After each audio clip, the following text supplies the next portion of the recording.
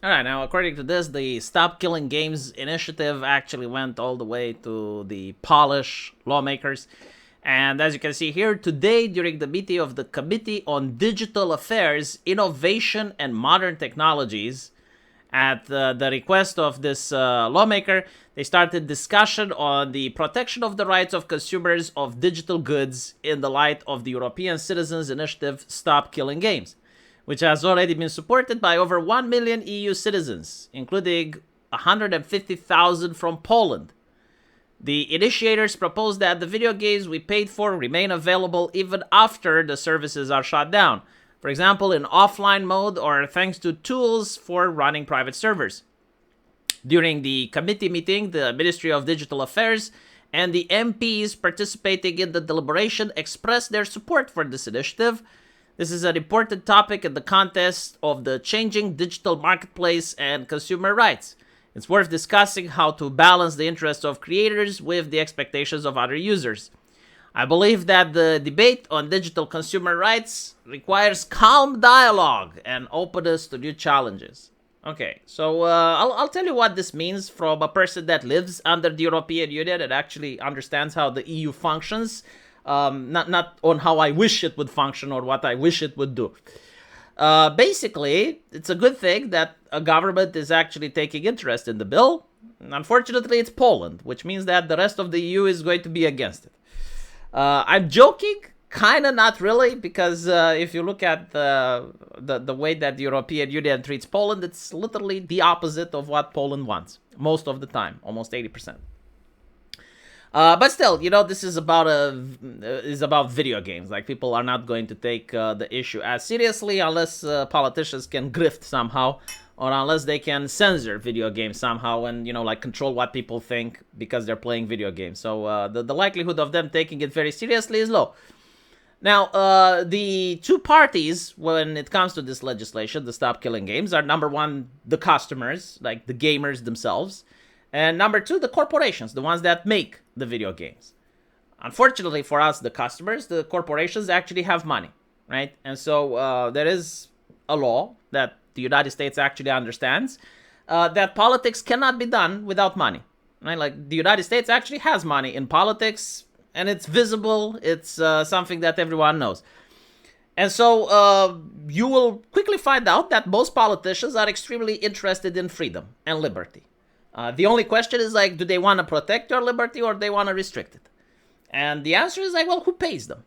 Right? Like, how much money are the people that want their liberties protect them are actually giving money, not necessarily to the politicians, but to NGOs that are on their side, to various lawmakers, to various activist groups, right? Like, how much money is being pumped into the systems to make sure that your interests are being represented and they are being defended. Now, I don't know on our side how much money people actually spend so that politicians guarantee our freedoms. But I know that on the corporate side, on the side of Microsoft, Xbox, Sony, like, there's hundreds of billions of dollars that they spend constantly to various organizations, activist groups, funding various political parties across the world to make sure that their interests are genuinely represented, right? Like, they have lobby groups. They have actual people that are interested in making sure that their way of life gets to remain safe. And so what's going to happen is that, well, the conversations are definitely going to take place. But as they're talking about, it's going to be a dialogue. You're not going to be at that dialogue, right? Like, do we have any representative at that dialogue? Probably not. So the most likely event of what's going to happen is you're going to have a disclaimer on a lot of these video games, right? So, like, when you buy a video game, like, let's say Nikkei, which has an online component, when you install the game, it's going to be a disclaimer telling you that the moment the game shuts down, you're going to lose access to it, right? Or if you buy a game like GTA, and let's say that the new GTA would be online only. I know it's not, but I'm giving an example, right? Like, a new game that's hyped, let's say GTA 7. Okay, GTA 7 is going to come out and it's online only. When you buy it, the EU will probably force them to put a label. Why do I think this is the case? Well, because historically speaking, this is how the EU manages to get around these issues, right? Like, you have the public demanding that certain qualities be met with the product.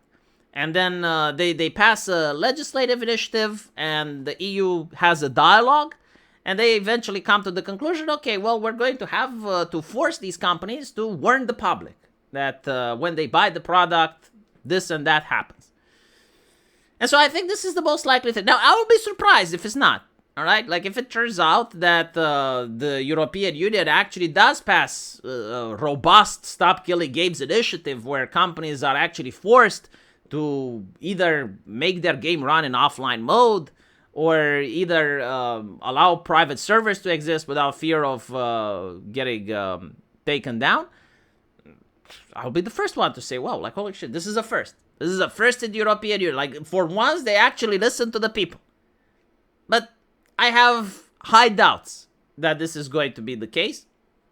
And even if it was, like, even if you would actually somehow manage to force companies to do that, I imagine a game like World of Warcraft, like, the thing that they would do would be to shut down the servers, but make World of Warcraft play in offline mode. In other words, like, you'd be playing it in single player, right? So, like, you can still do the quests, but you can't do any dungeons, you can't do any raids.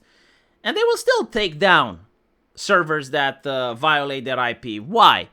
Because it's easy money, that's why. Like, this is why companies really dislike when they have private servers made in their games. It's not like necessarily because they view it as an affront.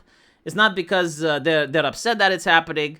It's for the simple fact that they can make a lawsuit out of that and get some easy money. But it's also, and they actually say that this is the case, because of censorship, right? Like, companies do not want gamers to play a video game that's uncensored and realize, holy shit, this is so much fun.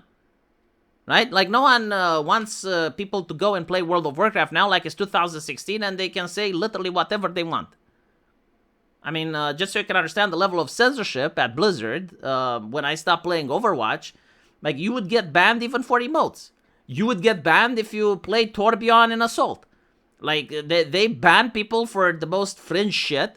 And I think the reason that they did it is because banning someone means they have to buy the game again, right? So it's profitable. And so having like a robust terms of service that monitors gamers on what they can and can't talk is the new normal. And allowing video games to exist where people can just talk about whatever and they can have the same level of fun that they used to have in 2014, it's extremely concerning. Not just for the game companies, but for activist groups and so on and so forth. And this is why they're so vehemently against the idea of private servers. Because the law itself, like, technically, if you're a company, right, and you have to follow the way that gamers want this law to work, you're not losing any money. Like, you're simply shutting down the game, right? Like, you're shutting down World of Warcraft. You don't even have to do anything. Just allow private servers to exist. And don't sue them. Because, like, the game is not working. Well, the issue is that maybe they want to make another MMO, right? Like, maybe they have other games in mind. And they don't like the idea of gamers realizing, well, hold on a little bit, like, all this censorship is absolutely ridiculous. Why is it more fun to play PlayerUnknown Battlegrounds and, like, hear people shouting the N-word in the plane and, like, no one dies because of it, society doesn't collapse. But when an official game comes out, immediately we have the ban hammer and the censorship, and it feels like we're playing with mommy over there. But anyway, let me know what you guys think, and as usual, I will see you on my live stream. There's a link to that in the pinned comment. Take care.